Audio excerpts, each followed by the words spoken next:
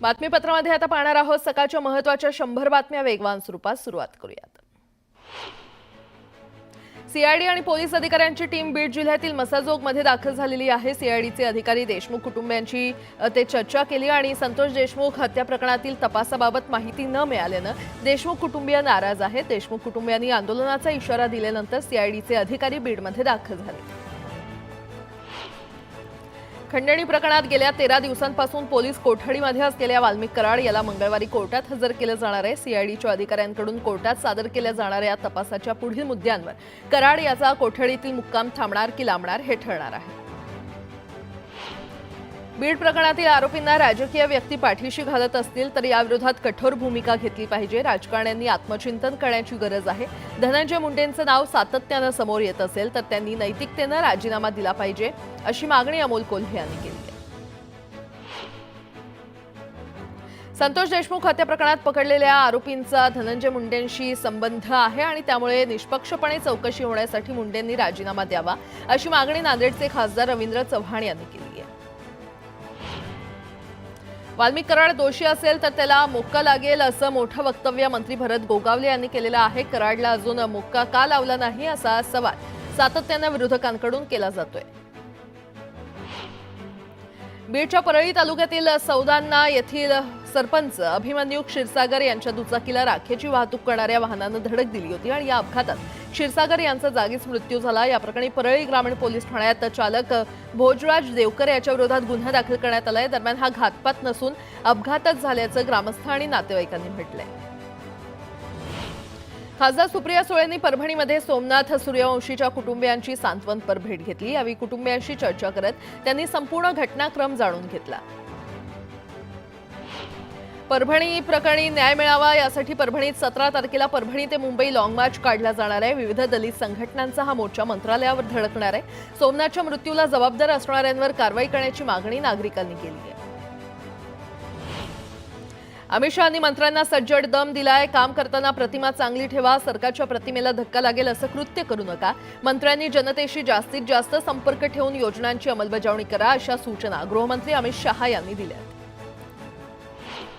शिर्डीमध्ये भाजपचं राज्यस्तरीय महाधिवेशन पार पडलं आणि यावेळी बोलताना केंद्रीय गृहमंत्री अमित शहांनी महाविकास आघाडीतील नेत्यांवर निशाणा साधला। दगाफटका करणारे शरद पवार, धोका देणाऱ्या उद्धव ठाकरेंना जनतेनं घरी बसवलं अशा शब्दात शहांनी पवार ठाकरेंना टोला लगावला। महाराष्ट्र विधानसभा निवडणुकीत मिळालेल्या विजयाचं श्रेय अमित शहांनी मुख्यमंत्री देवेंद्र फडणवीसांना दिलं। फडणवीसांचं कौतुक करत येणाऱ्या काळातही महायुतीला मोठा विजय मिळेल असा विश्वास गृहमंत्री अमित शहांनी व्यक्त केला। स्थानिक स्वराज्य संस्थांच्या निवडणुका तोंडावर आहेत। विरोधकांना बसण्यासाठी एकही जागा सोडू नये आणि निवडणुकीत आपल्याला भरघोस मतं मिळतील असा विश्वास अमित शहा यांनी व्यक्त केलाय। येत्या 3 ते 4 महिन्यात पालिका निवडणुका लागू शकतात, त्यामुळे आता कामाला लागा असा कानमंत्र मुख्यमंत्री देवेंद्र फडणवीसांनी कार्यकर्त्यांना दिलाय। तर महायुती म्हणून आम्ही तिन्ही पक्ष एकत्र काम करणार असल्याचंही फडणवीस म्हटलंय। स्थानिक स्वराज्य संस्थेच्या निवडणुकीमध्ये महायुतीला भरघोस यश मिळवून देणं ही आमची जबाबदारी आहे। 1-2 दिवसात निवडणुकीच्या युतीबाबत चर्चा होईल अशी माहिती मंत्री चंद्रशेखर बावनकुळे यांनी दिली आहे। सरकार आणि संघटना सोबत चालल्या पाहिजेत असा संदेश भाजपच्या महाअधिवेशनातून देण्यात आलाय असं वक्तव्य रावसाहेब दानवे यांनी केलंय। तर आगामी पालिका निवडणुका आम्ही जिंकू असा विश्वास रावसाहेब दानवेंनी व्यक्त केला। विधानसभेत सगळे एकत्र लढतात, त्यात सर्वसामान्य कार्यकर्त्यांना न्याय मिळत नाही आणि त्यामुळे स्वबळावर लढण्याचे विचार सगळ्याच पक्षात सुरू असतात असं मोठं विधान छगन भुजबळ यांनी केलंय। अमित शहांची शरद पवारांवरील टीका म्हणजे सूर्यावर थुंकल्यानंतर स्वतःच्या तोंडावर थुंकी घेण्यासारखं आहे। अमित शहा हेच देशातील फोडाफोडीचं सगळ्यात मोठे जनक असल्याचं खोचक प्रत्युत्तर प्रशांत जगताप यांनी दिलंय। राज्यात आता वोट जिहादचा पार्ट 2 सुरू झालेला आहे आणि त्यामुळे आपल्याला घुसखोरांविरोधात लढावं लागेल असं वक्तव्य फडणवीसांनी केलं। त्याचबरोबर लाडकी बहिणी योजनेबाबत विरोधक गैरसमज पसरवत आहेत, मात्र लाडक्या बहिणींना सरकार मदत करत राहणार असं आश्वासन मुख्यमंत्र्यांनी दिलंय। राष्ट्रवादीचे आमदार छगन भुजबळ यांनी लाडकी बहिणी योजनेबाबत मोठं वक्तव्य केलं। ज्या लाडक्या बहिणी नियमात बसत नाहीत त्यांनी स्वतःहून नावं काढून घ्यावीत, अन्यथा त्यांच्याकडून दंडासह रक्कम वसूल करण्यात येईल असा इशारा छगन भुजबळ यांनी दिलाय। भाजपची ठाकरेंवर टीका करण्याची सवय गेलेली नाही. भाजपनं नोट जिहाद केला, नोटा देऊन विजय मिळवला असं म्हणत विनायक राऊत यांनी मुख्यमंत्री फडणवीसांना प्रत्युत्तर दिलंय. उद्धव ठाकरे बाळासाहेबांच्या विचारांना पुढे नेतायत. लाचार लोक ईडीच्या भीतीनं गेले असा आरोप खासदार अरविंद सावंत यांनी केला. तर अजमेरला चादर कोणी चढवली ते काय होतं असा सवालही सावंतांनी केला. केवळ काँग्रेसची सत्ता गेली असं म्हणून भागणार नाही. तुमच्या येण्यानं काय झालं असं जनता विचारेल. त्यामुळे आघाडीपेक्षा 10 पट अधिक चांगलं काम करण्याची जबाबदारी आपल्यावर आहे असं म्हणत केंद्रीय मंत्री गडकरींनी कार्यकर्त्यांना सूचना केल्या.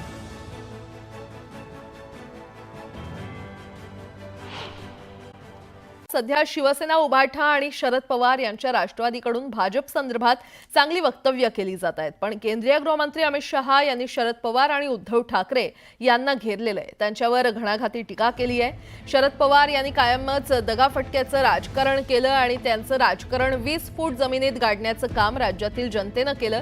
तसंच बाळासाहेबांची विचारधारा सोडून गद्दारी करणाऱ्या उद्धव ठाकरे यांना जनतेनं जागा दाखवली अशा शब्दात अमित शहा यांनी दोन्ही नेत्यांवर तोफ डागली आहे.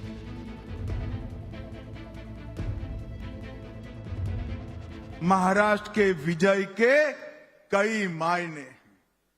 महाराष्ट्र की विजय ने 1978 से शरद पवार जी ने जो दगा फटका की राजनीति शुरू की थी उसको 20 फुट जमीन में दफनाने का काम आप लोगों ने किया। उद्धव ठाकरे जी ने हमारे साथ जो द्रोह किया था 2019 को विचारधारा छोड़ी थी और बाला साहब ठाकरे के सिद्धांतों को छोड़ा था। झूठ फरेब कर मुख्यमंत्री बने थे। वो उद्धव ठाकरे जी को आपने उनकी जगह बताने का काम किया है। पुन्हा एकदा बातम्या वेगवान स्वरूपात। महिला अत्याचाराविरोधात बाहेरच्या देशात ऑन द स्पॉट जय महाराष्ट्र केला जातो तसा कायदा आणावा लागेल असं भरत गोगावले यांनी म्हटलं होतं. त्याला अंबादास दानवेंनी प्रत्युत्तर दिलंय. उद्धव ठाकरेंचं सरकार असताना शक्ती कायदा विधिमंडळानं मंजूर केला होता. तो केंद्रात मंजूर करायला सांगा असं दानवे म्हटलंय. उपमुख्यमंत्री एकनाथ शिंदे साताऱ्यातील दरे गावात दाखल झाले. 2 दिवस ते गावी मुक्कामी असणार आहेत. श्री उत्तेश्वर देवाच्या यात्रेसाठी ते गावी दाखल झाले. आमदार बनून मी त्रासलोय, मलाही वाटतं मी मंत्री झालो पाहिजे अशी खंत रवी राणा यांनी वर्धापन दिनातील कार्यक्रमात आपल्या कार्यकर्त्यांसमोर मांडली. ज्या दिवशी मी मंत्री होईन तेव्हा एक मंत्री काय असतो हे मी तुम्हाला दाखवून देईन असं राणा म्हटले. संजय राऊत जे बोलले त्याबाबत आम्ही उद्धव ठाकरेंशी आणि काँग्रेसच्या वरिष्ठांशी चर्चा करू. राऊत यांचं बोलणं सुधारणार असतील तर आनंदच आहे. महाविकास आघाडी टिकावी अशी आमची इच्छा असल्याची प्रतिक्रिया विजय वडेट्टीवार यांनी दिली आहे. वैद्यकीय शिक्षण मंत्री हसन मुश्रीफ यांनी अपघातग्रस्तांना मदत केली. कार चालकाचा ताबा सुटल्यानं कार रस्त्याच्या कडेला असलेल्या दरडीला आपटली. ही बाब लक्षात येताच मुश्रीफ यांनी त्यांना मदत केली. नाशिक मुंबई आग्रा महामार्गावरील उड्डाणपुलावर आयशर ट्रक आणि पिकअपचा भीषण अपघात झाला. या अपघातात 4 जणांचा मृत्यू झालाय तर 5 ते 6 जण गंभीर जखमी झाल्याची माहिती आहे. मृतांचा आकडा वाढण्याची भीती आहे. नाशिकमध्ये अपघातात मृत पावलेल्यांचा एक व्हिडिओ समोर आलाय. या तरुणांनी सोशल मीडियावर व्हिडिओ पोस्ट केला होता. मात्र निफाड तालुक्यात झालेल्या अपघातात यातील काही तरुणांचा मृत्यू झालाय तर काहींची प्रकृती चिंताजनक आहे. बुलढाणा जिल्ह्यामध्ये केस गळतीच्या समस्येमुळे टक्कल पडलेल्यांची संख्या 139 वर पोहोचलेली आहे. या संदर्भातील स्किन बायोप्सी टेस्टिंग अहवाल प्राप्त झाला असून हे फंगल इन्फेक्शन नसल्याचं समोर आलंय. त्यामुळे संभ्रमात असलेल्या नागरिकांमध्ये पुन्हा भीतीचं वातावरण आहे. उल्हासनगरच्या विठ्ठलवाडी पोलीस ठाण्याच्या हद्दीमध्ये एका अल्पवयीन मुलीच्या आईनं लव्ह जिहादचा आरोप केलाय. 14 वर्षाच्या मुलीला फूस लावून एका मुस्लिम मुलानं पळवून नेलंय. त्यानंतर तिचं धर्मांतर केलं जाईल असा संशय व्यक्त करत अल्पवयीन मुलीच्या आईनं गंभीर आरोप केलाय.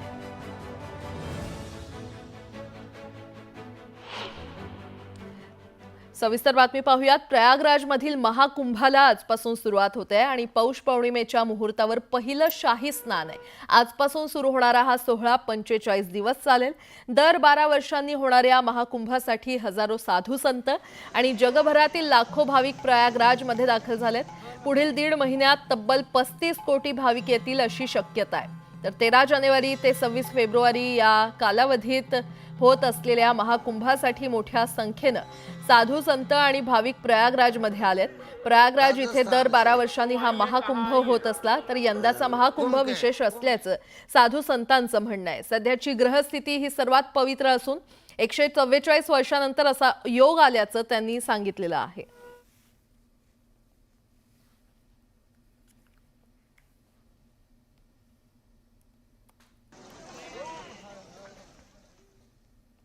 पुन्हा एकदा बातम्या वेगवान स्वरूपात। मालेगावच्या टेहरे फाट्याजवळ मुंबई आग्रा महामार्गावर भरधाव वेगाने जाणाऱ्या कारनं 8 वर्षाच्या मुलाला धडक दिली आणि या अपघातानंतर त्या मुलाला काही मीटर फरफटत नेल्यानं त्याचा जागीच मृत्यू झालाय। थरकाप उडवणारी घटना सीसीटीव्ही मध्ये कैद झाली असून कार चालक फरार आहे। यावेळी संतप्त नागरिकांनी रास्ता रोको आंदोलन केलं। राज्यात 45 क्विंटल तुरीची आवक झाली आहे। यात अहिल्यानगर बाजारात तुरीला 6,900 रुपये दर मिळाला तर परभणी जिल्ह्यामध्ये लाल तुरीला 7,250 रुपयांचा दर मिळालाय। सोयाबीन खरेदीला मुदतवाढ देण्याची घोषणा पणन मंत्री जयकुमार रावल यांनी केलेली आहे। मात्र नाफेड, एनसीसीएफ आणि पणनच्या अधिकाऱ्यांना या मुदतवाढीचे तोंडी अथवा लेखी आदेश रात्रीपर्यंत प्राप्त झाले नव्हते आणि या संदर्भात केंद्र सरकारकडे प्रस्ताव सादर केल्याची माहिती पणनच्या वरिष्ठ अधिकाऱ्यांनी दिली आहे। पारनेर बाजारामध्ये लाल कांद्याची 16,629 क्विंटल तर पुणे बाजारात लोकल कांद्याची 16,071 क्विंटलची आवक झालेली आहे आणि या लाल कांद्याला पारनेर बाजारामध्ये 1,700 रुपये तर भुसावळ बाजारामध्ये 1,200 रुपयांचा दर मिळाला। दिल्लीच्या सीमेवर हमीभाव कायद्यासाठी आंदोलन सुरू असतानाच केंद्र सरकारनं हमीभावानं गहू खरेदीचे 300 लाख टनाचं आजवरचं कमी उद्दिष्ट ठेवलंय तर सरकारी गहू खरेदी मध्य प्रदेश खालोखाल प्रामुख्यानं पंजाब हरियाणामधून होते आणि त्यामुळे केंद्र सरकारच्या निर्णयाची सर्वाधिक झळ आंदोलनामध्ये सक्रिय असलेल्या पंजाब आणि हरियाणाला बसण्याची शक्यता आहे।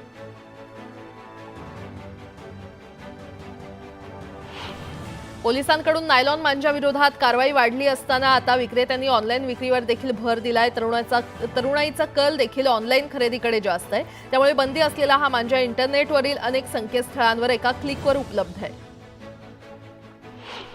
दूध उत्पादन क्षेत्रामध्ये उत्तर प्रदेश राज्यानं बाजी मारलेली आहे। उत्तर प्रदेशनं एका वर्षात 38.78 दशलक्ष टन दूध उत्पादन करून विक्रम केलाय।